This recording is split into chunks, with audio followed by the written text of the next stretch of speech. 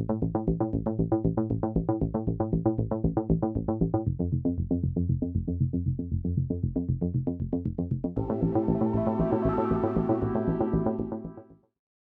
everybody, for tuning in to this week's episode of This Weird World Presents It Happened to Me.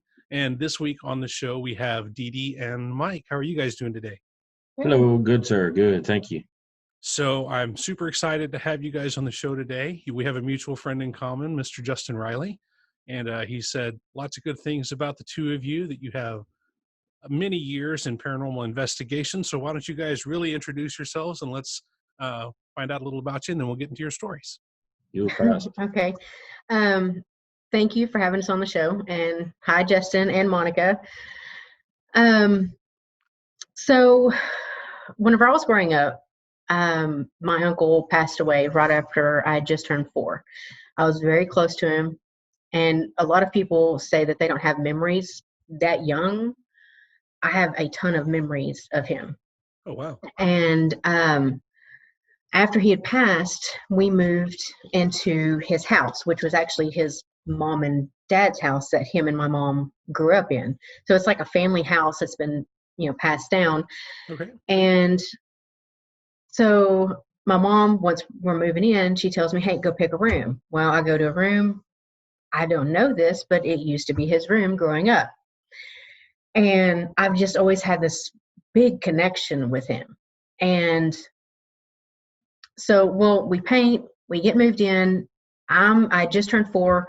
My middle brother is an infant, and he's not even 1 yet. And so a couple weeks after we get moved in, this little boy shows up. And he's, black hair, kind of pale, has the golf hat on, kind of a off-white shirt with the little suspenders and the pants that go down about mid-calf, that kind of, I guess, what is that, 20s, 30s area of dressing. So he would just show up and talk to me, and we would play. It's no big deal. Well, then. So this is in your room, right? This is in my room. Okay. And my uncle shows up and starts playing with me. This little boy and my uncle were just in the middle of the night. We're playing Legos, whatever. This is like a nightly thing. So I'm asking my mom during the day, where's Uncle Randy? And she's like, he moved off. He's working. And I'm like, that's kind of weird because he's in my room last night playing, my mom's like, oh, imagination, whatever. And I'm like, I'm 4, 5, 6 years old. I'm like, okay, whatever. It's this, you don't think about that kind of stuff. And so the little boy would constantly ask me to do stuff like, while mom and dad's asleep, come on, let's go outside and go jump on the trampoline. Come on, let's go outside and go down the road to your great-grandparents' house, which was literally like a quarter mile down the road. And we lived on a main highway. Uh-oh. And, just constantly trying to get me to do stuff. And then he ended up, I called him the gunslinger. Black shirt or black trench coat, had the cross, with the bullets on it and the guns, and you can hear him walk through the house with his spurs, and you would always hear him coming with the spurs down the hallway. And of course, we had a Stephen King hallway in our house, and bathrooms on the left side and then a bedroom on the right. But I hated going down the hallway at night. Mm-hmm. And the closet freaked me out in that hallway too. But he would always like, if you don't go do this, I'm going to get the gunslinger after you. Or I'm going to get the gunslinger to hurt your little brother. And so I would go and get him out of the crib and put him in bed with me to protect him. And so this happened for 3 or 4 years. I was around, I want to say 7 or 8, whenever he finally just, I guess, aggravated me enough. And I was like, look, I'm done with you. I'm not going to hurt anybody. I'm not going to hurt myself. I'm not going to do what you want me to do. Leave me alone. I don't want to play with you anymore. And it still freaks me out and gives me cold chills talking about it because it was so creepy. He gave me this evil look and just got on his hands and feet and crawls backwards to one of the corners in my room, crawls up the wall onto the ceiling, turns his head around, and just like his jaw dislocates and just screams this blood curdling scream at me and chases me through the house. Sorry, I'm freaking out. So he chases me through the house, and I run into my parents' room, and my mom's like, what is happening? And I'm like, he's going to get me. He's going to get me. And then he was gone. I didn't see him again. So that was the last time I ever seen him. But I kept seeing my uncle, and I kept seeing the gunslinger every once in a while. And then eventually they both just kind of faded where I never saw them again. I guess I just kind of put that curtain up or flipped that switch. I'm like, I'm done with that. That whatever that was freaked me out, and I'm done. So your And parents never saw the kid or heard the kid? It was just you. just me. Okay. And then years later, after me and him got together, we had moved in with my mom because we had moved back from Austin. And so we were kind of looking for a place and a job and everything. And we had a friend stay with us. I'd never told anybody this story because I'm like, people are going to think I'm a wackadoo, you know? And so our friend is sleeping on the couch, and it was a couple days later. He's like, okay, I've got to tell y'all something, and you're going to think I'm crazy. And we're like, okay, what? He goes, there's a little boy that keeps running around this house, and where he's sleeping on the couch, right across from there is the laundry room and the laundry room door, and you can see the wash machine and dryer. And he said this little boy runs up, opens the washing machine lid, turns and looks at him, and pardon my French, but he's like, gives me this shit-eating grin. He said it's like the Joker. It's just like it covers his whole face, and then slams the washing machine lid and runs off. And I was like, okay, what is he wearing? And he describes this little boy to a T. Now, we're in two different towns, two different houses. So I'm like, okay, this kid is following me and has been following me for a long time. I've just not been seeing him. He's been hidden. And he's like, man, that was the scariest crap I've ever seen. And from there, we eventually ended up getting rid of him, but it was a very, very long process of getting rid of him. It took several years. Took you a long time. Well, but that it sounds was like a true attachment. I mean, you don't see that often. And I think it came from my uncle. And that's why he was showing up. He was trying to protect me from him as best that he could. My uncle made a lot of bad decisions in his life, and he was who he was going to be, and that's all there was, and everybody has that right, but Your uncle passed away in his late 20s, early 30s when he died. Yeah. That's what I was going to ask you. Did he pass away pretty young? Yeah. Pretty young and violently. Yeah. And I don't have proof of it, but I'm pretty sure that it was not an accident. He was tied into some motorcycle club business of the 70s. Okay. And don't want to say much more than that, but you can put two and two together. Sure.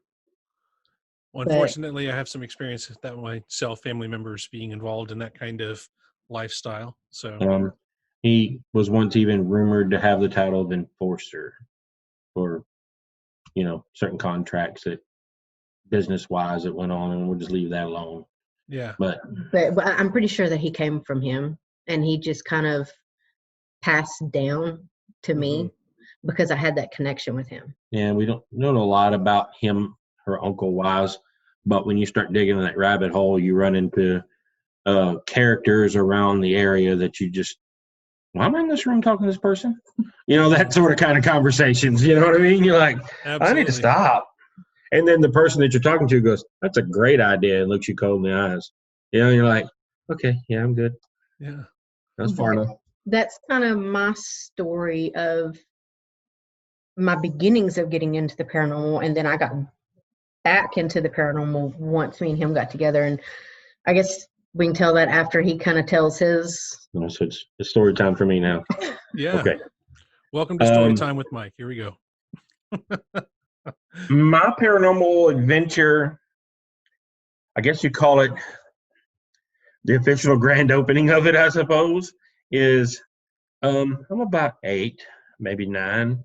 And I grew up in a family of a dad that worked construction business. So the long story short of that is me and my brother. I have an older brother, and from kindergarten to 12th grade, so kindergarten to graduation, I went to 13 different schools, You and guys moved around a so lot. Okay. yes, 5, 6 states, that sort of thing. And throughout that process, every once in a blue moon, when things got, mom would try to plan this stuff ahead of time, knowing what job was going to be next and what town, what state, she would be ahead of this thing. And there's a couple times that errors happened. Either couldn't secure a place in the next town we're going to be, and I just had to kind of go wing it and find something. And during one of these times, what was about 8 or 9, she made the decision to call her sister, her older sister, and we went and stayed at her house in Florence, Mississippi, for a couple of weeks while they went on to South Texas to go look for, someplace to secure and then come back and get us. And it's me and my brother at the time. So we go there. We were moving from Georgia to Texas, so the Mississippi was kind of a good stopping point. Dump us off at the end and go get life together and come back and get us. And well, during that 2-week stay is where my paranormal story again has its grand opening, if you will. We slept in a room. The aunt didn't have room for us, but she made it. It's her sister, and so me and my brother had to share a room with our cousin who was in between the two of us. So there's me, the youngest cousin, and then my brother, and we're talking 2 years apart. Me 2, then him 2, and so close in age. And I, since I was the youngest, instead of there were 2 beds in the room, I got the mattress on the floor in between the 2 beds. Is how that went. Yep. And which is fine. We grew up at a time where you accepted that you're the youngest, you get the last bit of it, and that's the way it is. Again, there was a Victorian style house. I really don't know when the house was built, but looking back on it, and I've since 25 years later or so, I went back to visit that house. It's still there, and Interesting. Okay. the construction of it appears to be 1890s to 1910. I would think more 1890 to 1900 if I were to guess. If I were going to make an educated guess. Okay. Half wrapped typical around porch. creepy house. Yeah, half wrapped around porch. If it doesn't have paint on it and the paint's falling off of it and it's midnight and you're a kid, it's creepy. Yeah. It was one of those homes that it had an end of the hallway closet that they converted into a bathroom because when it was built, it didn't have an inside bathroom. Mm-hmm. The cool parts of that house is that the metal pump in the front yard of the well that you hand pump still worked. Oh, that's and cool. The house had running water, but that water was way better. And so we'd always go out there and pump out buckets of it and drink it, And it tasted so good. That was the plus side of that house. But the downside of that house is that bathroom was on the entire other end of the hallway. And when she said Stephen King hallway in her house, this dude had one. Yeah. It was one of those houses designed with a long center hallway. Mm-hmm. And in all the rooms attached to that hallway. That's the way the house was. And we're on the front door end of it, and the bathroom is on the back end of it. So, and I was one of those kids that grew up with a bladder about this big. So I had to pee like 7 or 8 times a day, and during the night 2 or 3, And so it was my thing. You get up, look down the hallway, swear you see, you were just waiting on some Ghostbusters movie thing to happen. And get slimed at the third doorway or something, Sure. And this particular night, it happened. Woke up, had to pee, walk out in the hallway, turn, look down, standing in front of the door was a man wearing a uniform. Now at the time I didn't understand it, but going through memories, I got older and understanding things in life, I did put together that it was a Civil War and it was a Confederate officer's uniform due to the sword and just the way it was put together. Okay. And he had a pretty good sized beard, and I could see the door through him. So I could see, the door handle, all that through his body. And he was standing there giving me that look like a fat guy looks at pizza. You know what I mean? Like, oh. That kind of look like, oh boy. And then he sticked his hands up and started walking at me like to reach out to grab me from 30 feet away. Of course, I bellow like a young kid would, scared the hell out of me. I ran back in the room and slid into first base under the mattress. And I do remember sliding under the mattress going, oh, I was going to get my feet. So I had to turn around. And for some reason, you need to see the thing that's going to walk in the room and kill you, Yeah, right? You sure, know what of I mean? course. Right. So I want to look at it when it happens. So I get spun around, and then I realize all these things I remember like yesterday.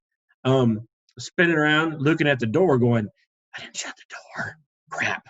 You know what I mean? As in shutting the door somehow or another when you're 9 is, the Fort Knox Yeah. or the ghost canning in. But I was like, this is how I'm going to die. I didn't shut the door. And I remember very vividly of hearing that boot hit those hardwood floors and walking down the hallway at a very slow, steady pace. And then about the time he got to the door is when the footprints stopped. And then he never entered the room. It just kind of, there was a turnaround, a little bit of steps, and then just kind of quit. And then, looking back on it, there was this weird sort of feeling in the room that was outside of my calamity, my own personal fear, that kind of went away. And I just kind of stared into that hallway for a while. Then I tried to wake my brother up. Of course, he wasn't hearing any of that. Shut up, go to sleep. Because big brothers don't care about that stuff. Yeah. And and then I had to pee. Still had to pee. I never forgot I had to pee. And that happened outside the bedroom window because I'm not going back down that hallway. And the weird part about me though is I don't have any recollection of seeing anything like that before. But dude, it never stopped. That was 8 or 9. I'm 41 years old now. I see things 3 or 4 times a week, and in various places. And I've spent a lifetime of trying to sort out why. Like I'm just a kid that has to pee at night, and I see this ghost. What changed me that day? I can't answer that question. I, I've not been able to ascertain that. So all I've known to do is I've learned throughout the years of the travels and the perseverance and trying to understand what happened to me that remains to happen to me.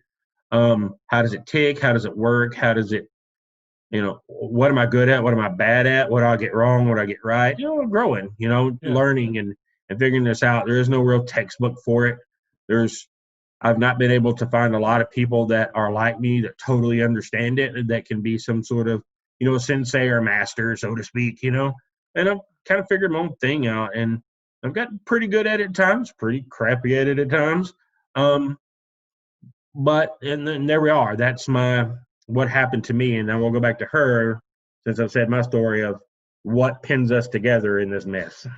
Well, I would like to add that talking about there isn't a specific, handbook for this or whatever. I will say that, as we kind of talked about for the show, I don't put a lot of my own opinions in, but I will say I've done a lot of research on the paranormal. And that's the one thing that I find kind of frustrating is it's both interesting and frustrating is that there are so many different points of view and everybody's right. Well, I run into a lot of pride and a lot of ambition in this. And I don't want to have either one of those. I want to be a student of this thing. I know there's things that go on that the human eye doesn't see. Mhm. And I know that it's the right way to turn this to I don't want to put any religious connotation on this because I'm open to all kinds of things. But there is some power at B, right, that did this to me, right, made this happen for me. And there is for a reason that it does. And there is for a reason why I have met others that are like me that are good, that it works differently and they tick differently. They see things different than I do. I've been in places before with other what we call mediums, right? I'm a 3X is the way I say that because I don't like that label to a jar sort of thing. But I do see things, and I've had people that I know are legit that are honest with themselves that have been in rooms with me before where I pick up something and they pick up something completely different, and both of those things prove themselves. So it's like Interesting. a different wavelength, or it's strange, right?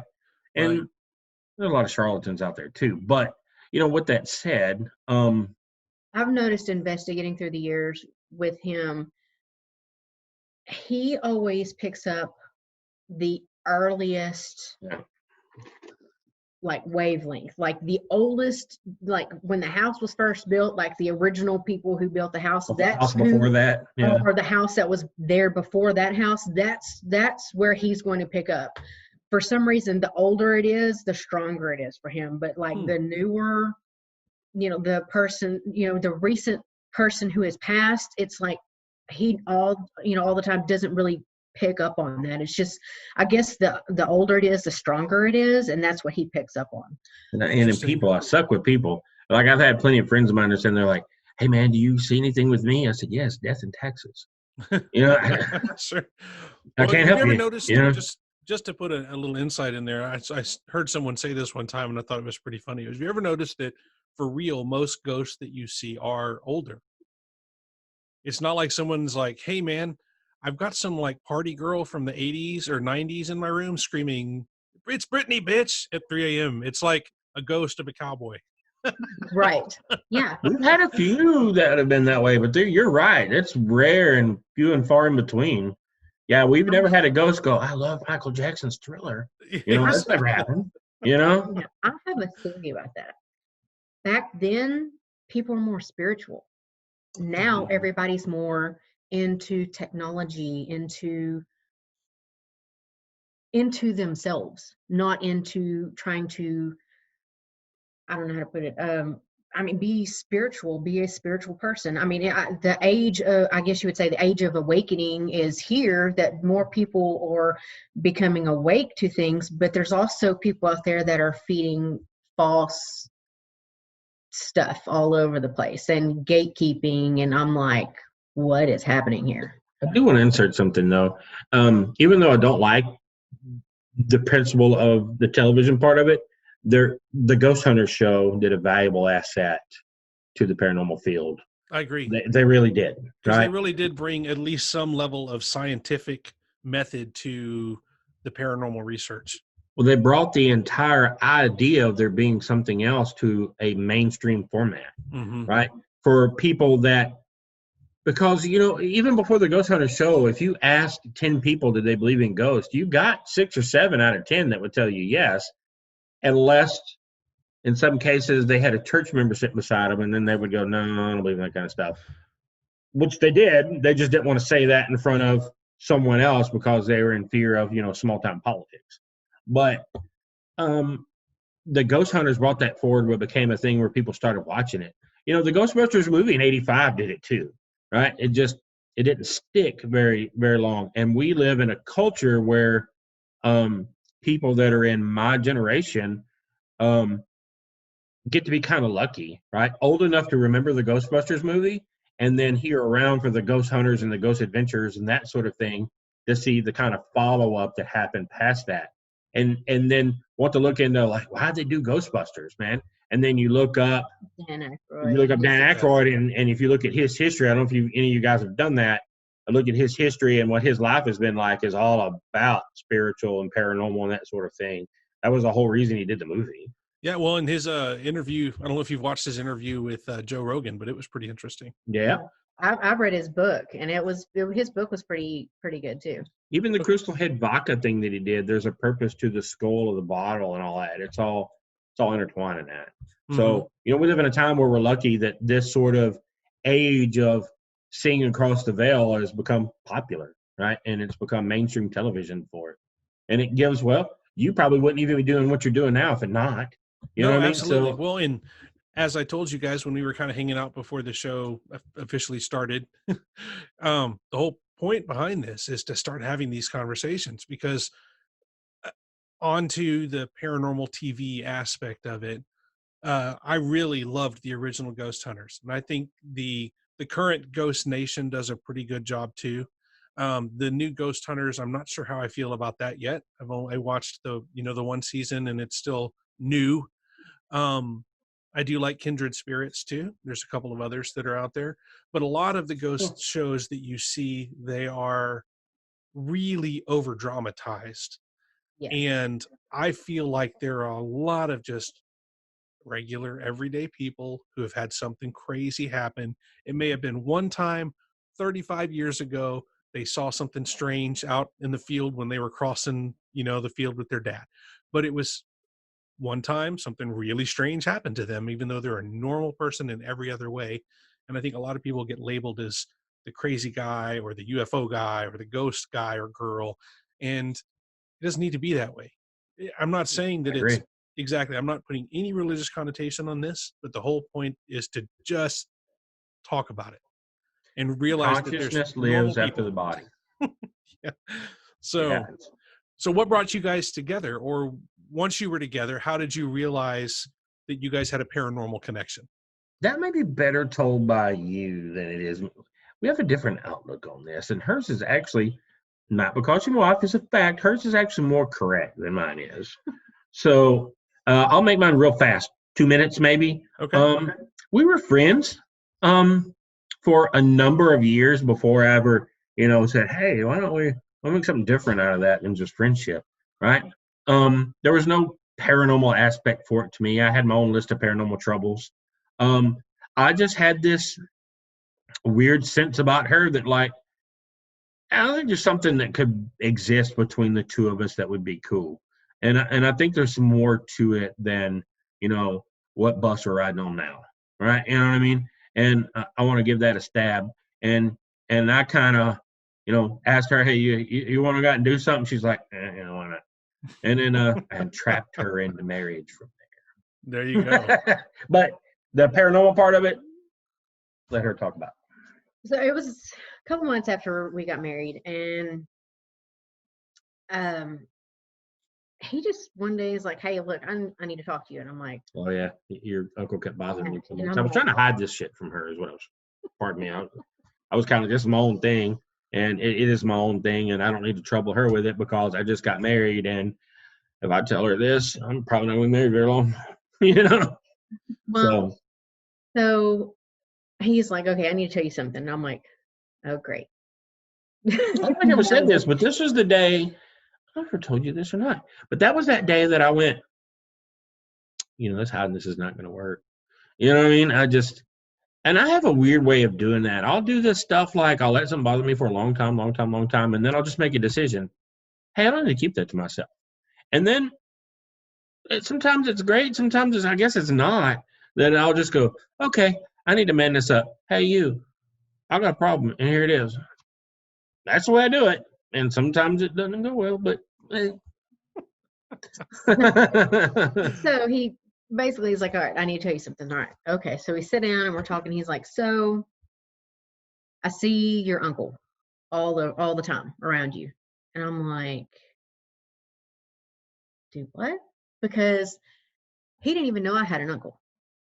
There's no, we don't have we don't have pictures of my uncle anywhere except like in photo albums that are shoved in my grandmother's house somewhere.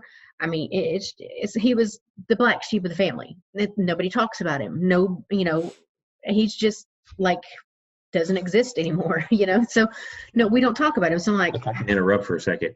And the reason why I knew that is because there was this male spirit that kept coming in and out of her area, right?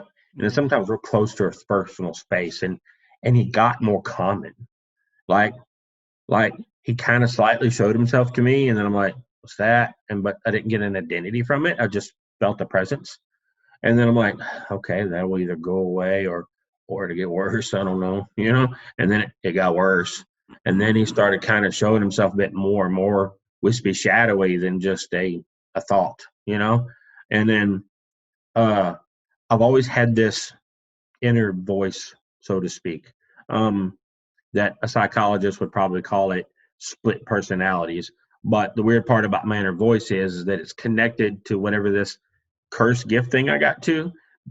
There's proof in it for me because there's been times I've listened to it when paranormal things go nuts and it goes to explain on a lot of things. And I've had that inner voice tell me stuff that I've told clients and they give me that jaw to the floor look like, how do you know that? Mm-hmm. And I'm like, I don't know how I knew that. This voice told me I know that. That sort of thing, And that's happened on a number of occasions. It's some sort of guardian spirit, if you will, that speaks to me. And in this particular case, that voice is going, you pay attention to this person that you're feeling knows her well. And I'm like, okay. And then he started getting more forward to the point where he kind of started showed himself to me more. And then one day I did this, like I just said before, I let something bother me until I just say something. Like, okay, let's man this up. And he was there. I was like, hey, you spirit, who are you? And then he just kind of snapped and looked at me. And I couldn't really tell whether he knew that I could see him or he's been knowing it and just didn't know that I would do that, that I would confront him. Yeah. And he looked at me and he goes, I'm her uncle. I was like, she don't have an uncle. And he goes, you're the fool. And I went, well, maybe. Who are you? And he's like, Randy. I'm like, I'm married to this woman. I've been to her grandparents' house, her mom's house a ton of times. I've sat for family conversations. I've known these people for a number of years. And no one's ever mentioned Randy. No Randy, no uncle. What demon are you, honey? You know what I mean? That sort of thing. And he's like, you'll see. And I'm like, okay, so I'll wait and see. You take back over. So I was like, yeah, right. You see my uncle. Sure. What does he look like? And so he starts telling me, he's like, he looks like a biker dude with long blonde hair, and it's kind of like crazy, and he's got, he just started describing him, and I'm like, and then I started thinking, I was like, Ernie, he's had to have seen a picture. Somebody's had to have shown him a picture, and I'm sitting here thinking at my mom's house, at my grandma's house, I'm like, there is no pictures of my uncle out, and I'm like dumbfounded. I'm like, how the hell does he know what he looks like? And how the hell does he know his name? Nobody ever talks about him, Right. So I'm like, dead 30 years at that point. yeah. So I'm like, all right, I got you. So I was like, all right, we're going somewhere. And he's like, where are we going? I'm not telling you. Get in the damn truck. Let's go. If I can interrupt, when we got in the truck, he appeared in the back seat of the truck. And I know you said this before, but I've got to say what he said to me verbatim from the back seat of the vehicle, right? Okay. He sat in the back seat of the vehicle, and I remember looking at the mirror going, what are you doing here? And he kind of leaned over in the light where you could see his eyes like this, right, into the mirror. And he kind of formed right there. And he goes, you're fucked.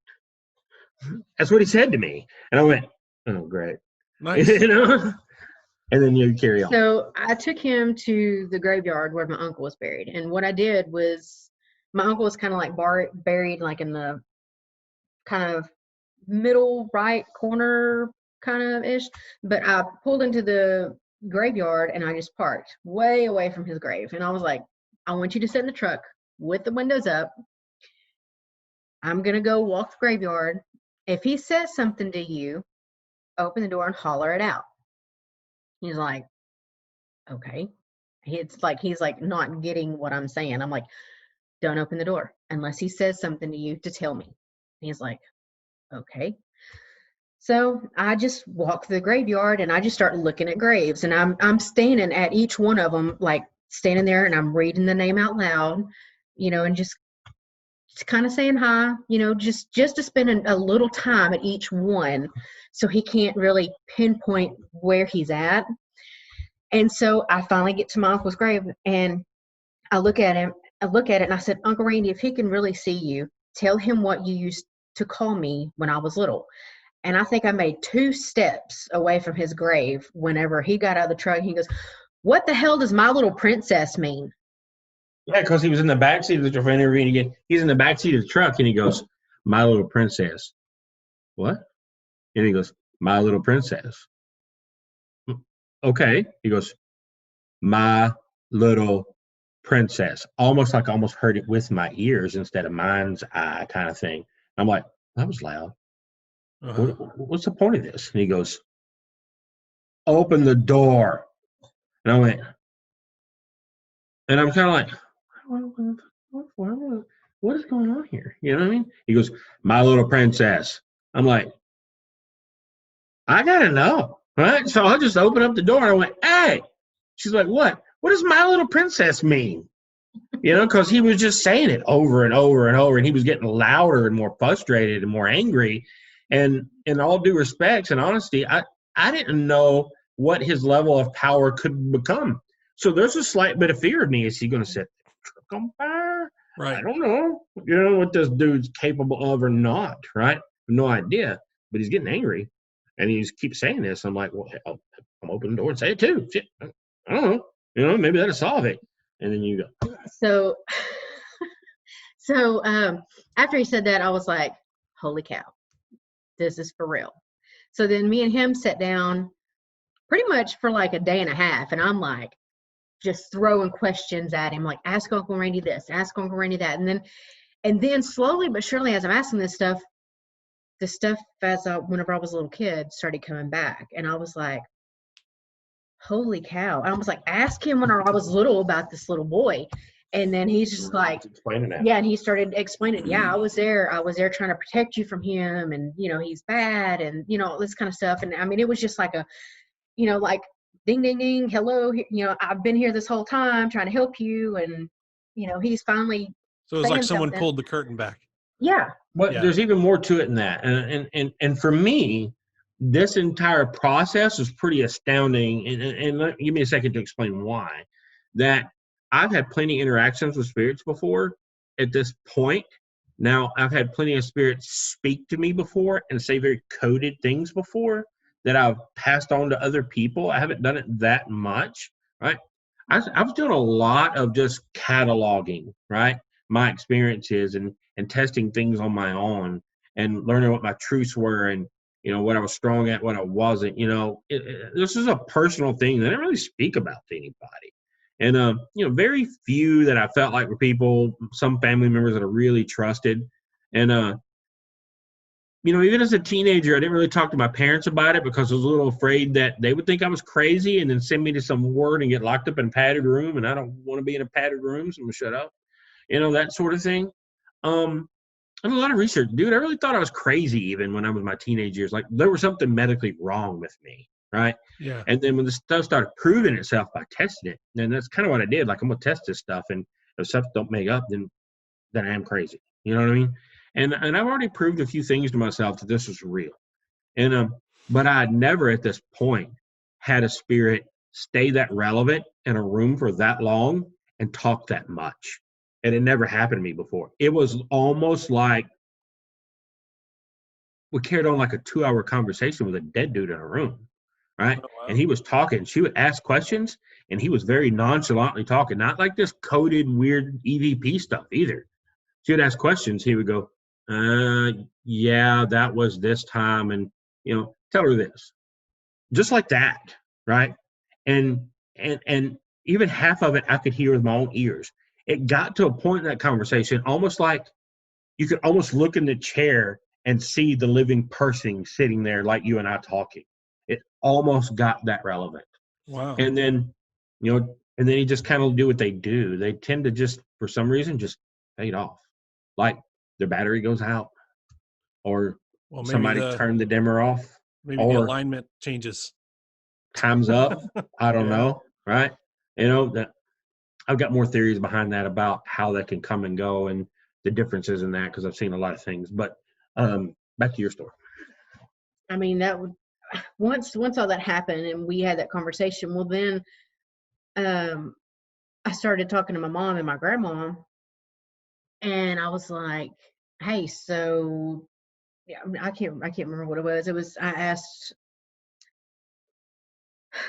Like before we moved to my uncle's house after he passed, and I asked questions about whenever I was littler, stuff that I shouldn't know. And my mom's like, "How do you know that?" And I'm like, "Uncle Randy told me." And she's like, "What are you talking about?" And I'm like, "Let me tell you." And so I started telling my mom and my grandma about what Mike was doing. So then we all kind of sat down and they kind of asked some questions. And he came through and was talking to them, and they're both like, "Holy cow, this is crazy." Well, then that's, we're like, man, we need to like do something. Like, let's go find some other ghosts, because I know he's not the only one out here, And so, going to graveyards and, going to places and trying to do stuff like that. And so we're like, one of our buddies ended up moving in with us for a little while, and we're like, hey, let's start a paranormal group, and this was The ghost shows are really, no, they haven't started yet. No, it was like 19, 20 years ago. And so we're like, let's like, do this. And so, we ended up going to like the Myrtles a couple times, and Yeah, we had we went internet to research of possible haunted places where there's ghost stories yet. You can find some books of haunted places. Yeah. Um, We went to Waverly a couple times, you know, Oh, when wow. we first starting out, and going to Waverly, and believe it or not, the Myrtles really taught us a lot, mhm, because of our experiences there. mhm. And that really kind of steamrolled us into doing it, you know, way more, and learning what we have. And it, you know, then watching some of the ghost shows and stuff like that, where, you know, you see them go in and they're like, yep, here's your evidence. You're haunted. Good luck to you. And we're like, what happens after that? Do Yeah. they just leave these ghosts of these people that are tormenting them? You know, I'm like, No what's problem happening? with ghost hunters. They're like, yep, you got a ghost. Have They're like, fun. oh, we're so glad that you could help us understand that. And we're like, he still has a ghost. What is it? Yeah, I'm like, just, The whole Well, talk and was, so, it haunts me and does this and does that. Okay. Did the house owner really need you to tell him there was really a ghost there? Because they kind of already knew that. yeah, That's why they well, called you there. Like, weird stuff's going on. yeah, And I would think that sometimes having just, I, and I can't, obviously I can't state this for fact, right? But I think sometimes just having an outside person go, yes, we were able to experience some of the confirmation. things you're experiencing in your house. You are not crazy. And yeah, not only did we as a team experience some of these things, we caught some of it on, you know, video. Here, look, we were able to see this stuff moving, or we were able to hear these voices come out of nowhere. Maybe just that validation helps some people, but yeah, I mean, I agree. In a lot of the paranormal shows, there's not a true resolution. And I guess the question is, everybody kind of has their own, this is what we were kind of talking about. Do you treat them like people? Do you clear the house? Do Mm-hmm. you know, what are the appropriate steps? And that's where the kind of research and the training and stuff gets kind of murky. Everybody in the paranormal world agrees there's stuff. The question is, what do you do about the stuff? Well, there's no, they say, it's all, poops and giggles. Yeah. This is the next step. When you start asking that question and then saying to yourself, which we did, that's what she's alluding to. We did okay. Then I think in her case, and you say yes or no, I think in her case, well, I'm married to a guy, I know sees dead people, and I want to help people, right? So with me as a tool in the toolbox, so to speak, in a way, right? And I mean that positively because I'm cool with that. Um, can we help go a little further, right? Than than the shows do, right? And in our experiences and the cases that we've done, we don't keep a catalog. We kind of let things come and go. We used to keep a catalog. We decided, no, just let it be what it is. And yeah, it's just a lot of work. And if you have this catalog of stuff, then what's good that is. And but um, of asking these people, okay, and dude, we've been to a number of cases that were on ghost hunters, on ghost adventures, that were show stuff that the spirits are still there years later after they were on the show. And somehow ends up to our lap of going, hey, can you guys want to try to do something? Great. Yeah, sure. We'll try. yeah, And we go down there and we've been able in some cases to replicate some of the stuff that went on in the shows. We learned a lot of truths about the shows that I'm quite sure the shows don't want told, um, from the case themselves, from the people that were in the home themselves. Right. um, and then some of those we've helped find resolutions for, right? And help get closure of, in some people's cases where, oh, I want it gone. That's a mess of worms, bro. Let me tell you. Uh, to, hey, can you? I don't necessarily want it gone because it predates me, but can you help us figure out how to live with it? Right. And which having me in that toolbox to bridge that gap, to have what they want to say to that spirit, and me able to say to that spirit, and that spirit, it's weird. This personality spirit, it's like the old demeanor changes, the haunt changes when they know you can see them and they know you can hear them. And their demeanor changes. And I've had quite a number of spirits go. I've walked in a room before, and the spirit snap and look at me, and I look over in the corner of the room at them, and they'll go, "You can see me, yeah. You can hear me too, yeah." And they go, "Oh my God, I need to tell these people stuff." And the spirit, I'm like, "Hey, well, stop talking so fast." And then Yeah, slow I had down, a buddy. ghost Slow go, down. "I've been here 60 years," and I'm like, nah, "Yeah, okay, 10 more minutes, and chill out, dude." I've had that happen. It's not often, but I've had that happen. So And what you want us to get out of this is on worldwide available entertainment. You just want to announce to the world that you're a tool. That's what you're trying to say. He is a Definitely a tool. I've been called worse things that were true too. Well, no, but I mean, that's got to be pretty interesting to walk into a place where there is something going on and be able to help people either, like you said, learn to live with what's there or do something about the situation further than what a crew that's coming in for the purpose of television is probably going to do. And that's where the different styles of paranormal investigation and paranormal relief come from, right?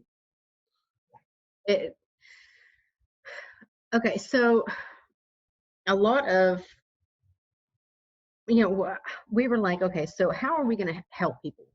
How are we going to figure this out? Because my main thing was I don't want somebody to have to go through what I went through as a kid. Right. That was my main thing. I want to help people, help kids, because some of this stuff is scary, especially if Yes. you're a kid and if you feel like you have no one to talk to, that you're alone and you're having all this horrendous stuff happen to you and you're by yourself. And I'm like, nobody should feel like that. There's help out there. You just have to look for it. But that was my thing, is I want to investigate, to learn, and use that knowledge to help people.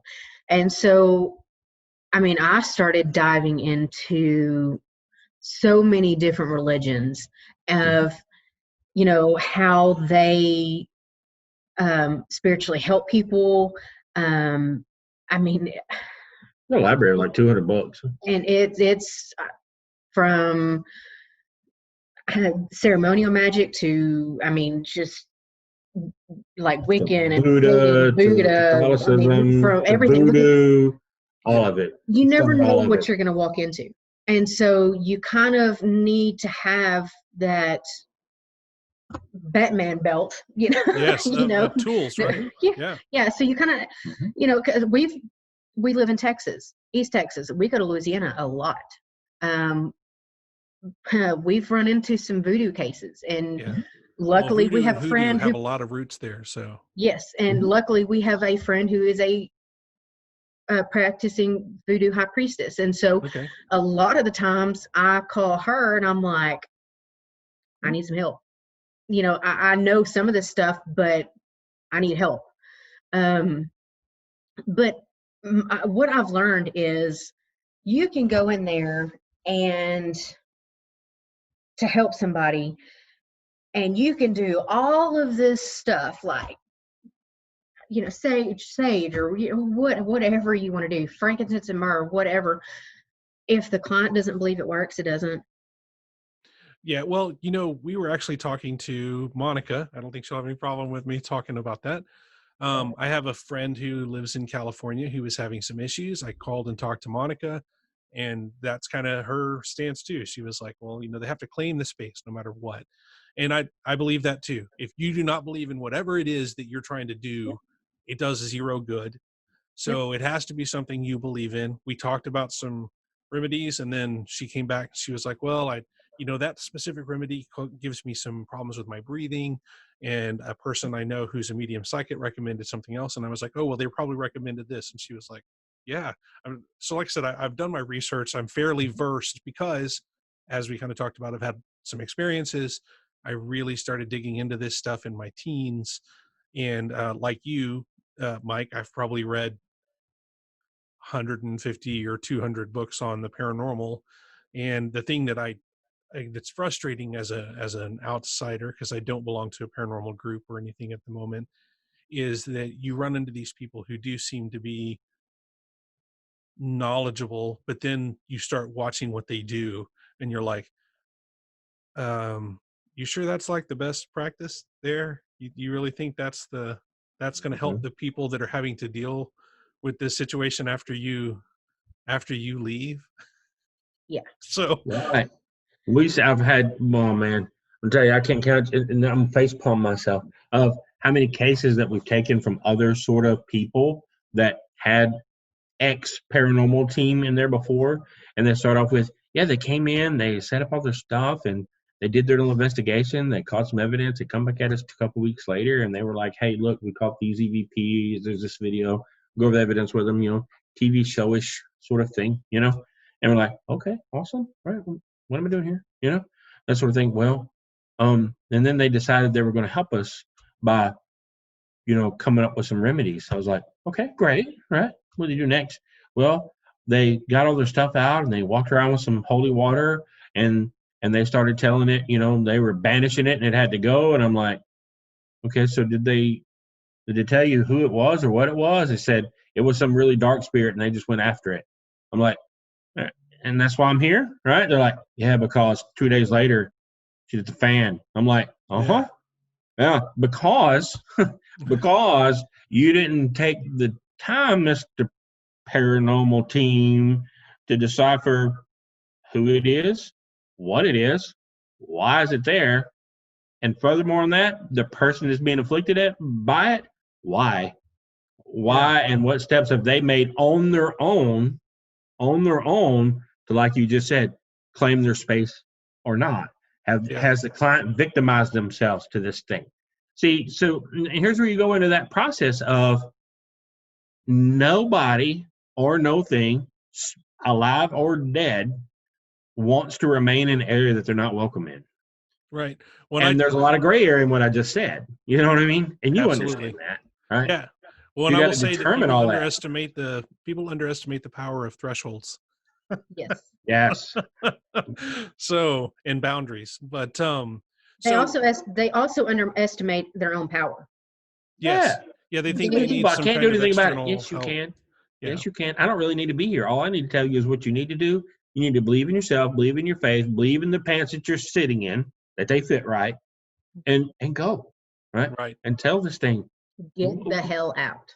Are you gonna pay rent, Ghost? Are you leaving me a rent check? You ain't washing no dishes. You ain't taking no trash out. The cat box is still dirty, mother. You see what I'm getting at? So here's what I would ask, though. You guys said that you used to keep kind of a catalog or at least a ledger or journal of your cases, and you stopped. Don't you think that maybe keeping track of that and what worked well might help some amateur paranormal investigators learn how to deal with these kinds of things in a more helpful manner? There's some truth in what you're saying.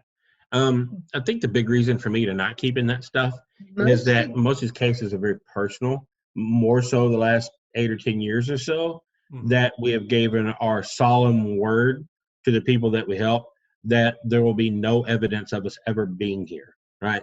We're just here to help you. And because we've taken some follow-ups, and there's a lot of ambition with a lot of paranormal teams where they were trying to take evidence and sell it to TV shows and that sort of thing. And the problem with me is that if you YouTube my first and last name, there are a few videos of me out there, right? So, I mean, I don't want to be famous by no means, but stuff that we've kind of done is kind of carried around. And we talk, or he mainly talks at paranormal conferences about some of the stuff that we do.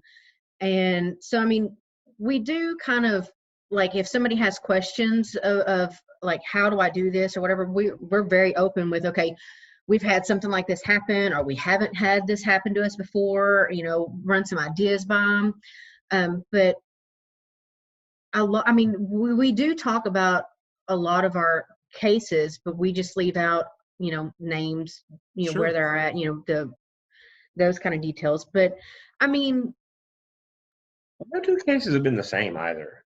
That's the other thing.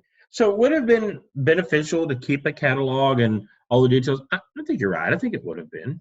Well, and it's maybe more not necessarily the exact steps you had to take to resolve, but the method by which you resolved it.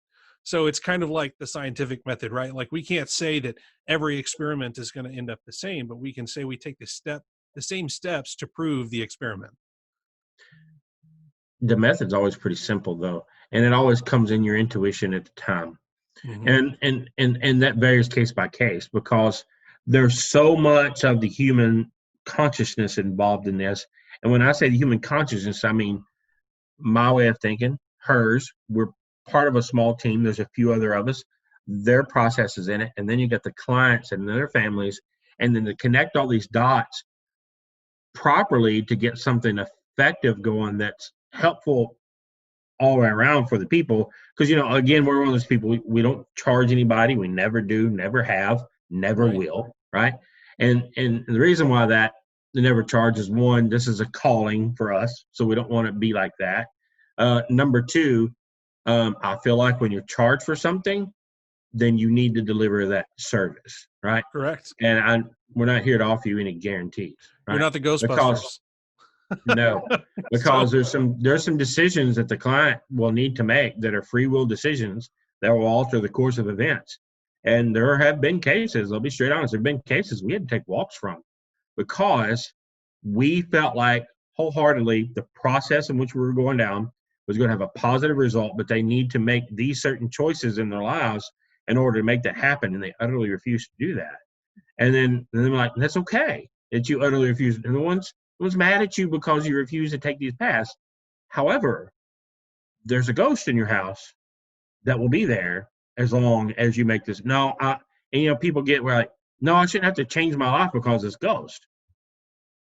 The ghost has already changed your life. What are you talking about? Right. You You might know what have I to. mean? Yeah. Yeah, you're going to have to do something now. And they don't want to hear it. And we go, I'm sorry, man. That's just kind of the way that goes. I hate being that way, but Well, and yeah, like you said, the free will choice of Mhm. uh, the ones that we've had to walk away from, they truly wanted what was there. They just wanted the attention Mhm. of somebody coming and getting evidence and telling them what this thing is saying and what's going on. And they just wanted that connection with this thing and having somebody else go, hey, yeah, this is happening. And they're like, man, this is so cool. And I'm like, if it's grandma and y'all are cool living together, but if it's something that's like hurting your kids or hurting you, why the hell do you want it in your house? Right. Why is it that cool? And we've had one that was like that, hurting their kids, and they're just so enthralled. And oh man, this is so awesome. I want to become a paranormal investigator. And I'm like, that is the last thing you need to do. Yeah. You You need to you clean your need to house. figure out, That's what you need to yeah, do. you need to figure out your own house and clean it out. And man, no, I'm going to start my own group. I'm going to do this. And I'm like, why are you doing this to your kids? And they're like, what are you talking about? Your kids are getting hurt and are terrified, and you're not willing to do the work to help your family. What the hell are you doing? And then it's, well, I'm gonna do my own thing. I'm gonna do this. Don't call us again. I'm sorry. Yeah. Well, Yeah, I if do there like are that. people, I'm sorry, go ahead, Mike. No, you please. You finish your sentence. Well, I was going to say, if there are people who need help and are looking for someone to kind of help guide them, how do they get a hold of you guys? Look us up on Facebook, Art Paranormal. Okay. Um, You got a pencil handy? I've got a computer I'll right make now. this real simple. It's video. Oh, it's video. They can go back and redo it, right? Yeah. Area code 903-841-6531. That's my personal cell phone number. Okay. This is how much I believe in this, that I'd like to try to help anybody I can, right? Okay. For your paranormal, if I can do this for a second, I think it's good. You asked a question a minute ago of, the catalog, how you can help people. There's some simple things that we have learned, right? If you want to be an asset to the paranormal community, and when I say that, I mean in the driveway of you want to find solutions and help people remedy a problem. If you want to be a ghost hunter and go out and collect evidence and prove the existence of spirits, heck yeah to you, buddy. You know what I mean? That's awesome because that's a part of it, right? But if you really want to step into the deeper crap and the deeper crap of after you determine that there's really a ghost there, what to do now with it and help people find closure, there's a couple simple things. Number one, check your pride at the door, right? And there's a lot of gray area in checking your pride at the door, right?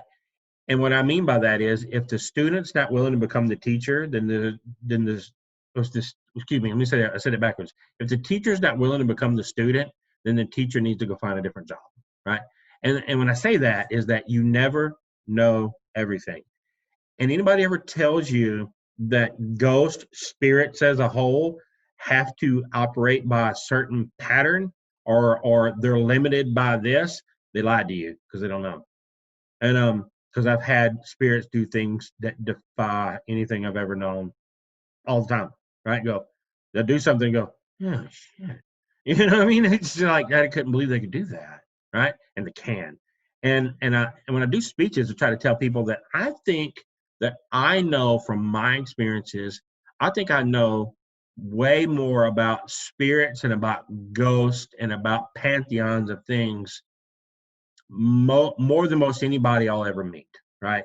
I'd say 9 out of 10 people I meet that are in the paranormal field, I know more about it. And if that book of all that knowledge is 500 pages, I'm on page 35 or 40. You follow what I'm getting at? Yeah. The other thing is, know what your limitations are, right? And be honest with yourself. If you run across something with a client, it's back to checking your pride at the door, right? Of saying, okay, this is too far. Tell your client that. Tell your client that, you know what I mean? I'm trying to help you, but some of the worst mistakes that we or I've ever made in cases of, I'm not giving up on this person. We are not going to stop. We're going to find a solution to this. When you do that, you find yourself potentially becoming part of the problem instead of the part of the solution. And you will not understand the level of gravity that means to me, and the screw ups I've done and become part of the problems. The clients that I ultimately did not help because I became part of their problem instead of becoming part of their solutions. Huge wisdom came from all that, right? You know, they say in normal life, you know, the greatest things you learn from is from your biggest failures. And knowing that and understanding that, and just be humble. Just be humble and understand simple things. You know, clients, the ghost is there for a reason. Every once in a while, people move into where one is, right? It happens. It happens actually a lot. People move into where their ghosts already are, and they're like, well, here we are. You know what I mean? They didn't ask for it, didn't want for it. But there's been a lot of times where you walk in the house, that spirit's there for a reason. And that person that you're talking to across the table, or someone that lives in that house, is the reason, right? And you've got to sift through all that information and be objective. You know, the best doctors in the world do not become personal with their clients. Although you got to be a personal person. You got to be a given person. You've got to do this because you feel a call to it. If you're doing this to get recognition, to get famous, to be on a TV show, don't do what I do. Stick to the evidence stuff. Stick to the wow factor. Because I've been in the room with 2 demons. It ain't nothing like no TV show ever told you. And if you go down that road, you'll be in a room with one. What we do, you'll be in the room with one before long. Maybe 20 years and maybe 30 years. And the more you knock on doors and the more you look into ghost problems, the more apt you are to find something. The D word, the demon word, they're very rare. They exist. Twice it's happened. I don't wish that on you. The more you knock on the door, eventually someone's going to answer. Because that's up bad. Yeah. You know, that sort of thing. So, well, if you guys will shoot me your Dee Dee, you have my email. Mm-hmm. It's just howdyweirdworld@gmail.com. If you will shoot me your Facebook link, or if you have a website and any numbers, I'll be happy to kind of put that down at the end of the video for you guys, so that people that need help have a way to reach out to you. Yeah, and if we're not close, we know some great paranormal groups in several different states that we can put them in touch with, but we travel all over the place. Now, if you're interested in paying for me going back to Scotland, I'm down for that. I love that country. We've been to Scotland and Ireland. That was pretty amazing. We've had a client call us in Wales wanting us to come up there, and I'm like, man. Can't pay for that, buddy. I'm sorry. Try to help you. You know we don't remotely charge if I for our can. services, right? Do take donations for flights, B&Bs. But I will tell you, there's a world of difference between talking to someone in the United States grandma than someone who's been dead 500 years. It is different. I bet. And the power and the presence of that spirit that's that old is different. And it's wicked weird. But yeah, we've got some funny stories from Ireland and Scotland. Awesome. yeah. Well, do you think I Yeah, can get you later. guys back on the next season of It Happened to Me? Yeah. If Sounds you good. wanna hang out a little bit after your show, wait till we tell you about this paranormal team incident in Edinburgh, Scotland. That'll blow your socks off, dude. It's more in a funny sort of way because the way things operate over there at the time versus the way we do things, we were like, what? Yeah. All right. Well, yeah, I will hang out for just a few minutes, but thank you guys so much for coming on the show. I think this was an excellent way to cap off the season. Thank you for having us. We were really glad to be here. I hope people got my number again. Text anytime. Yeah, we'll put our Yeah, number if you guys and all that. just shoot me that in that email. I know you said it, but if you shoot it to me in the email form, then I will absolutely put all of your contact links right at the end of the episode, and I'll make sure it stays up there for a little bit so people can reach out to you guys if they're needing some help. Sweet. All right. Thank Just you. hang tight. I'm going to cancel the recording, and we will hang out for just a few more minutes. Peace. Thank you, guys. Yes, sir.